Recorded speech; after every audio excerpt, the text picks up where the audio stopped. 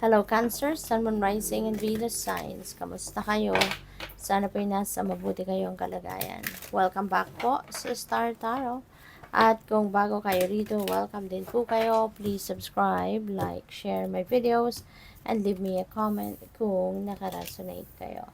So, we have hidden depths. Ayan, so, maaaring meron kayong sikreto na ilalabas na sa ngayon.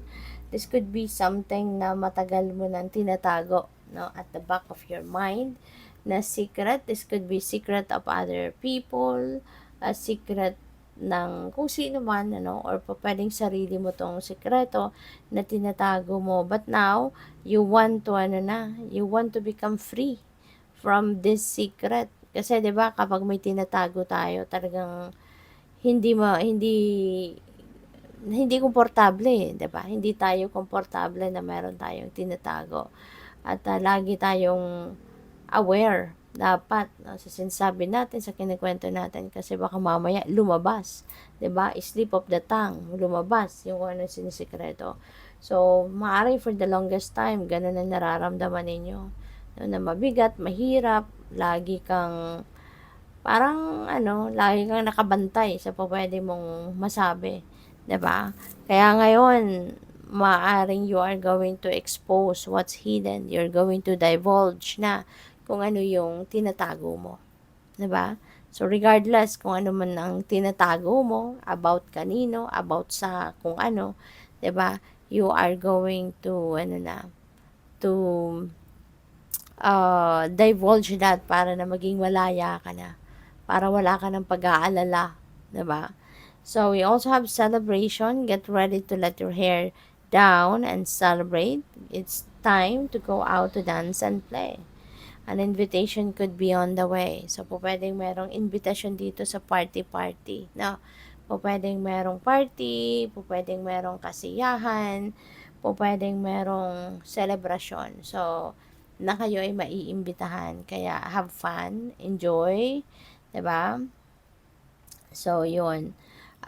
Get ready for it. Kasi this is the time then, no, that you can unwind, you can relax, diba? So we also have protection. The fairies of protection are shielding you with a magical fairy ring of love and light. Practice psychic protection before embarking upon any spiritual work. So this is an important reminder para sa inyo, Cancer, no? Na before you do any spiritual work, before you do any divination or rituals or ceremony or before doing spells, whatever it is, no? Na ginagawa ninyong spiritual work, kung kayo ay gumagawa ng spiritual work. Reminder ito para sa inyo na importante na you need to shield yourself first. Okay? Use still use muna, practice psychic protection, okay? Para nang sa gayon siguradong kayo ay protektado, 'di ba? Para ma-shield muna kayo ng protection before you do anything, okay? Para safe kayo sa gagawin ninyo. So, maraming salamat muna for subscribing to my channel, and if you haven't subscribed yet, subscribe na po kayo. At maraming salamat din for not skipping the ads. Malaking bagay po yun sa akin. Thank you. And also, please click the join button sa baba ng video kung gusto po ninyo na mag-join sa membership. Salamat. So, we have exceeding expectations. Okay? So, sabi dito, I soar into excellence. Okay? Maganda to. Kasi, kumbaga, malaking tagumpay din ito malaking tagumpay din ito para sa inyo, 'di ba? That you are going to exceed that expectation. 'Di ba?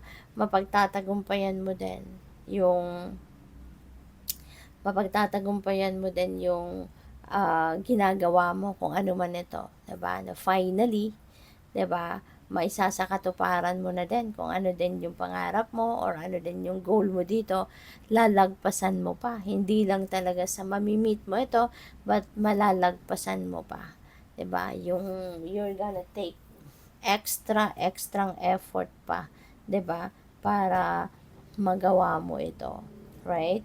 So, ngayon, even the expectations of other people na, kumbaga, nilalagay nila sa balikat mo, diba? Maaaring yan ay malalagpasan mo din.